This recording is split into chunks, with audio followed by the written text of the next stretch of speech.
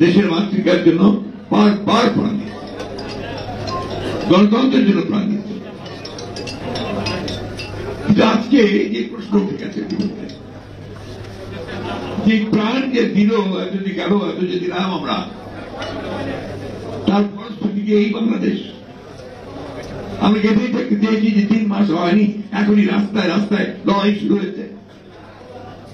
3 মাসও যায়নি, এখন একজন আরেকজনের বুকে রক্ত দেওয়াচ্ছে।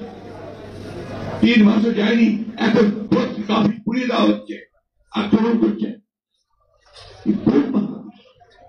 আমরা কি 5 তারিখের আগেই বাংলাদেশকে চিনতাম?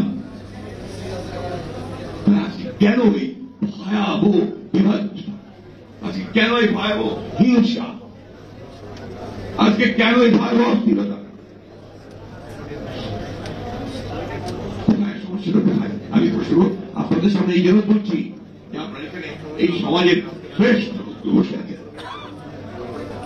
আপনার ছাত্র জীবনের শ্রেষ্ঠ ছাত্র ছিলেন, আপনার কর্মজীবনের শ্রেষ্ঠ, আপনারা আমাদের মানুষের কাছে, সাধারণ মানুষের কাছে আপনারা দেবতা, চিকিৎসক।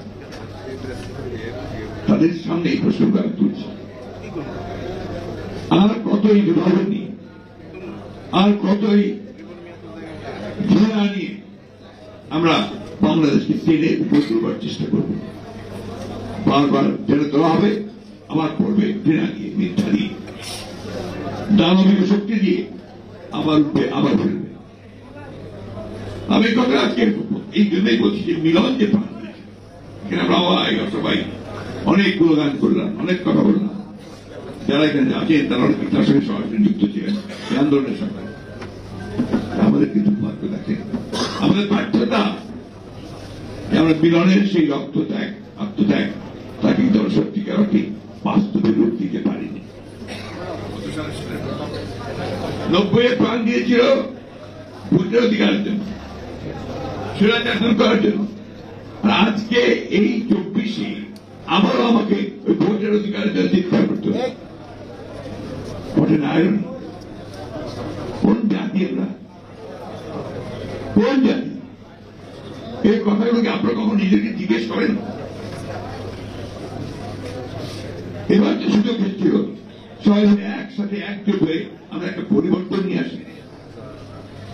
ছেলেরাও ছিল সামনে, আমরাও ছিলাম, সবাই মিলে তাদের পরিবর্তনটা আমরা কাজটা করতে পারি। 3টে মাস হয়নি এখনো, এই 3টে মাসের মধ্যেই আমাদের সেই আসল চেহারা তৈরি আসতে শুরু করে। এইরকম চেহারা নিয়ে কোনদিনই সাফল্য অর্জন করা যায় না। যতই বড় বড় কথা বলি, যতই লম্বা লম্বা বক্তৃতা করি, বিশ্বকে এক করার চেষ্টা করি, হয় না। আমার নিজের ঘরেই যদি আপনার সেই বিভাজন থেকে যায়, বিভেদ থেকে যায়, আমি সেটা কখনোই ঠিক করতে পারবো না। আমি যে প্রশ্নটা আপনাদের সামনে তুললাম তার কারণ আছে। আমি কয়েকটা দিনে আমরা খুব উদ্বিগ্ন, ভয়াবহভাবে।